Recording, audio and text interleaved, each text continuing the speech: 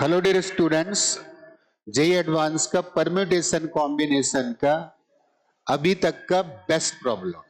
ठीक है, बेस्ट तमाम सेंस में कह सकते हो, डिफिकल्ट बोल सकते हो, ठीक है ना, इंटरेस्टिंग बोल सकते हो, ज्यादा दिमाग यूज करने वाला बोल सकते हो। हाँ, बट मैं इसको कैटेगरी में रखूंगा, इट्स द बेस्ट प्रॉब्लम। और बेस्ट का मतलब ये भी नहीं कि डिफिकल्टी ज्यादा है। ऐसे क्वेश्चन का मतलब होता है कि क्वेश्चन समझ में आ जाए, 90% चांस विनिंग के वहीं पे होते हैं। ठीक है ना, अदरवाइज उसने ऐसे ऑप्शंस दे रखे थे कि आंसर निकालने के लिए आंसर निकालने वाला निकाल भी सकता था। ठीक है ना, हाँ, लेकिन समझने के लिए सब कुछ कर रहे हैं, तो उसके हिसाब से बहुत बढ़िया प्रॉब्लम है। देखते हैं क्या है। Rectangle with sides 2m-1 and 2n-1 is divided into squares of unit length by drawing parallel lines as shown in the diagram. Then the number of rectangles possible with odd side length is. उसने तो representation बना दिए, वैसे तो यहाँ पे 1 2 3 4 दे रहा है जो सेटिस्फाई नहीं कर रहा है। उसने फिलहाल ये बता रहा है कि ये वाली लेंथ 1 के इक्वल है। क्लियर? तो एक रेक्टेंगल सेपरेटली बना लेता है ऐसे, ठीक है ना, इस तरीके से। क्लियर? और इसको यूनिट यूनिट लेंथ में उसने डिवाइड किया है, 1 1 1, ये वाला भी 1। और उसने बोला है कि साइड्स 2m-1, तो ये वाली साइड दे रहा है कितना, 2m-1, और ऐसे यहां पे डिवाइड कर लेंगे तो this side length is 2n-1। इसका मतलब यहां पे 2m-1 ऐसे 1 1 मीटर के कॉलम्स हैं, और वैसे यहां पे 1 1 मीटर के कितने, 2n-1। ये तो रिप्रेजेंटेशन हो गया, ये भी 1 है, ये वाला 1 है, ये वाला 1 है, ये 1 है, ये सारे 1। ठीक, अब बोलता है कि कितने रेक्टेंगल बन सकते हैं, number of rectangle possible with odd side length. तो जिन वो रेक्टेंगल की बात कर रहे हैं, बोलता है उसकी साइड लेंथ ऑड होनी चाहिए। तो ऑड होने का मतलब क्या है, 1 हो या 3 हो या 5 हो या 7 हो। तो एक साइड लेंथ क्या क्या संभावनाएं हो सकती, 1 हो सकता है, 3 हो सकता है, 5 हो सकता है, और ज्यादा से ज्यादा ये बेस वाली साइड लेंथ कितनी हो सकती है, 2m-1।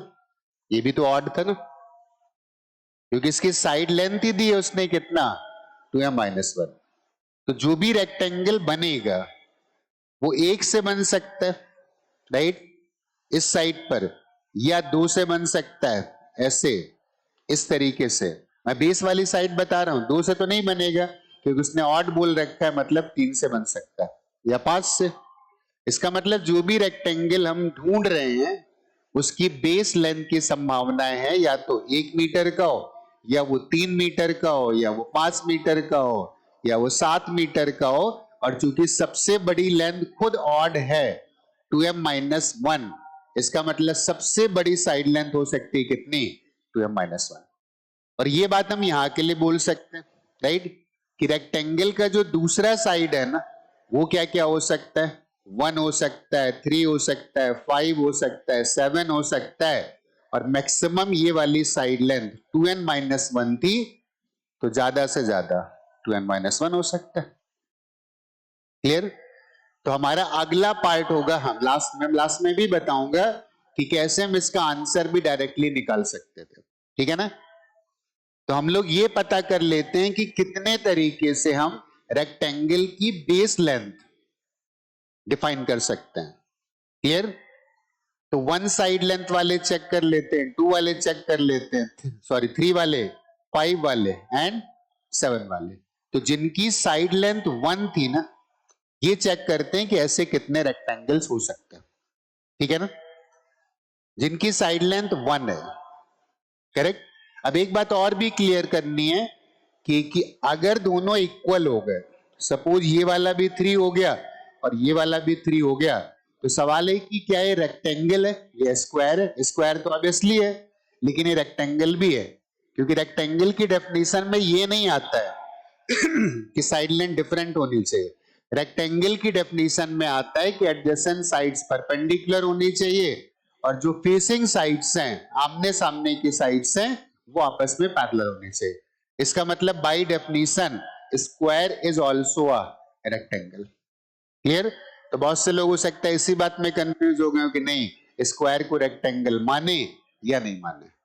तो हम ये पता कर लेते हैं कि हम बेस वाली साइड बनाने के लिए कितने हमारे पास पॉसिबल वेज हैं। ठीक है ना? तो मैं पहले देखता हूं जिसकी साइड लेंथ 1 है उसके लिए कितने पॉसिबल वेज हैं। तो ऐसे सोच सकते हैं, अब यहाँ पे तो 4 ही उसने दिए हैं, तो या तो ये 1 हो सकता है, या तो ये 1 हो सकता है, या तो ये 1 हो सकता है, या तो ये 1 हो सकता है। मगर 4 हैं तो 4 चांसेस हैं, 5 होते तो 5 चांसेस थे, 6 होते तो 6 चांसेस थे, लेकिन इधर हैं कितने 2m-1। इसका मतलब 1 साइड लेंथ अगर मुझे पिक करना है तो देयर आर 2m-1। अभी कंफ्यूजन आएंगे, कंफ्यूजन ऐसे आएंगे कि ये वाले पिक करें और ये वाले छोड़ दें क्या, क्योंकि रेक्टेंगल की संभावना तो ये भी हो सकती है ना, ऐसी भी हो सकती है, मतलब इस कॉर्नर पे भी जा सकता है। तो वो कंफ्यूजन अभी थोड़ी देर में दूर हो जाएगा। क्लियर? पहले मैंने क्या किया, यहाँ पे 1-1-1 के जितने भी थे, हमें बेस लेंथ अगर 1 बनाना है तो हमारे पास 2m-1 वेज है। अब 1 के बाद क्या संभावना थी 3, तो जिनकी साइड लेंथ 3 है उनको चेक कर लेते हैं कितना आता है। तो जिनकी साइड लेंथ 3 होती है तो यहां पे चेक करते हैं कि संभावनाएं आएंगी कैसे। अब साइड लेंथ अगर 3 होती तो यहां पे ऐसे चेक कर सकते हैं, हम फर्स्ट ये वाले 3 ले लेते, एक पॉसिबिलिटी, ये वाला 3 लेते, दूसरी पॉसिबिलिटी।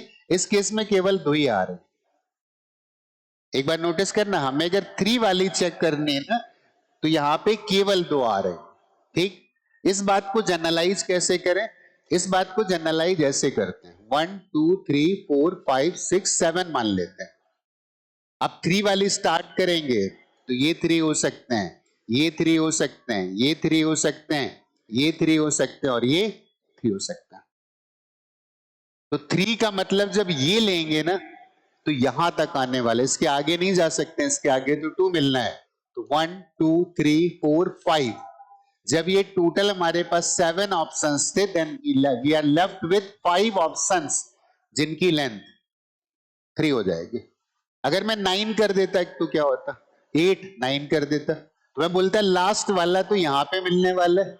तो 1 2 3 4 5 6 7, मतलब इसके लिए 3, इसके लिए 3, इसके लिए 3, ऐसे करके अगर 9 होते तो कितना मिलता, 2 कम मिलता, मतलब 7 मिलता।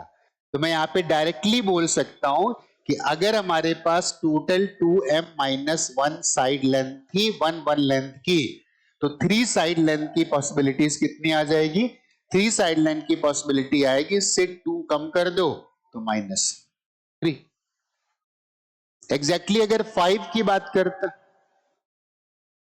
तो 5 की बात करता तो कितना होता, तो भी वैसे लॉजिक दे सकते हैं। कैसे दे सकते हैं, 1 2 3 4 5 6 7 मान लेता हूं, तो 1 2 3 4 5, एक तो हमें ये मिलता, 1 2 3 4 5, एक हमें ये मिलता, 1 2 3 4 5, एक हमें ये मिलता। मतलब यहां से जो 5वीं लाइन आती ना, हम वहीं तक जा सकते थे, 1 वे 2 वे एंड 3 वे। तो अगर 5 होती इसका मतलब हमें 7 होती, तो हमें 5 वाली कितनी पॉसिबिलिटीज मिलती, 3 3 6 7, 5 वाली केवल 3 पॉसिबिलिटीज मिलती। इसका मतलब कितना सब्ट्रैक्ट करेंगे, 4 सब्ट्रैक्ट करेंगे। तो मैं ऐसे बोल सकता हूं कि 4 सब्ट्रैक्ट करना है, तो ऐसे सोच लो, इसमें 4 सब्ट्रैक्ट करोगे, this will B 2m-5। Pattern दिख गया, 2m-1 2m-3 2m-5, तो 7 वाला कितना आएगा, 2m-7 आएगा। वैसे सीधा दिख रहा है, 5 में 5 आ रहा है। तो अगर मैं बोलता है कि साइड लेंथ 2m-1 भी हो सकती है, सबसे बड़ी वाली, तो there is only one possibility, right. तो ये वाला लास्ट वाला आते कितना आता, 1 आता। यहां तक की बात समझ में आ गई। मुझे ये समझ में आ गया कि 1 length 2 length 1 length 3 length 5 length and so on, इन सबकी सारी संभावनाएं ये हो सकती, ठीक है ना। तो अगर मैं बोलता what are the all possibilities, तो for all possibilities of base length this will be 1 + 3 + 5 और लास्ट में कितना आने वाला है 2m-1। इसका सम कर देते हैं, ये AP है और AP का सम कितना आता है n/2 2a plus n-1 into t। वैसे कुछ लोगों को पता रहता है कि ऑड डिजिट्स का सम कितना आता है, बट AP इजिली निकाल सकते हैं। तो यहाँ पे n टर्म्स कितने m टर्म्स है, तो m/2 फर्स्ट टर्म कितना है 1, दिस इज 2, टर्म्स कितने थे m, डिफरेंस कितना है कंजुगेटिव टर्म का दैट इज 2, 2m-2 + 2 2 और 2 कैंसिल होगा, 2m से 2 कैंसिल होगा and this will B m²। इसका मतलब क्या निकला, इसका मतलब निकला कि रेक्टेंगल की बेस लेंथ ऑड हो, इस चीज को हम m² तरीके से चूज कर सकते हैं। बात समझ में आ गई, राइट। अब आते हैं अगले प्रॉब्लम पे, मतलब अगले स्टेप पे आते हैं। तो एग्जैक्टली मैं एक बात और भी बोल सकता हूं कि अगर ऑड लेंथ बेस की चूज करनी तो m² बेस है, और वर्टिकल लाइन पे अगर जाओगे तो सारा डिस्क्रिप्शन बिल्कुल सेम है। यहां पे लेंथ कितनी है 2n-1, तो इसमें से ऑड लेंथ कितने तरीके से चूज कर सकते हैं, this is equal to n²। सब कुछ तो वैसे ही है ना, इधर 2m-1 था तो इधर 2n-1 है, तो यहाँ पे 1 length 3 length 5 length 7 length pick करने के हमारे पास बेस कितने 2000 n²। अब इसके बाद एक चीज समझना बहुत जरूरी है, क्या जरूरी है, जरूरी ये है कि कौन कौन सी रेक्टेंगल्स की पॉसिबिलिटीज हो सकती हैं, मतलब आगे स्टेप प्रोसीड करना है तो सोचना पड़ेगा। फॉर एग्जाम्पल हमने बोला 1 लेंथ, ठीक है ना, ये वाली लेंथ 1 लेते हैं तो इसके लिए कितने चांसेस आएंगे, तो इस लेंथ को अगर 1 लेता है, यहां पे तो 1 2 3 4 5 6 दिख रहा है, तो 5 तक जा सकता है, 1 3 5, तो ये वाली 1 हो सकती, ये वाली 3 हो सकती, ये वाली 5 हो सकती। देखते हैं कौन कौन सी संभावनाएं हैं। आई थिंक 1 1 की संभावना, ये वाली क्लियर। अब 1 1 की संभावना है, लेकिन हमने वर्टिकल लाइन पे 1 जब लिया था ना, तो इस पॉसिबिलिटी को भी काउंट किया था, ये भी तो एक तरीका था ना। इसका मतलब उसमें ये वाली पॉसिबिलिटी अपने आप आ गई। 1 1 का मतलब हमने एक तरीके से ये भी काउंट किया था, तो एक पॉसिबिलिटी आ गई। इसका मतलब रेक्टेंगल केवल बेस लाइन वाले नहीं आ रहे हैं, रेक्टेंगल सारे आ रहे हैं, ठीक। इसका मतलब हर एक पॉसिबिलिटी के लिए वर्टिकल लाइन पर हमारे पास कितनी पॉसिबिलिटीज हैं n²। तो यहां की हर एक पॉसिबिलिटी के लिए अगर वर्टिकल लाइन पर n² पॉसिबिलिटीज हैं, तो हॉरिजॉन्टल लाइन पर देयर आर m² पॉसिबिलिटीज। इसका मतलब total possibilities are m² into n², and m² into n² is the correct answer. अब ये बात मान लो कोई बंदा सोचता है कि एग्जाम में जब पहली बार ये सवाल देखा तो हमारे लिए तो डिफिकल्ट था, तो उसने एक रास्ता और भी दिया था कि ठीक है तुम नहीं निकाल पा रहे हो तो अपनी मर्जी का कोई स्ट्रक्चर बना लो, और सबसे सिंपल स्ट्रक्चर बनाना था तो ऐसे बना लेते ना,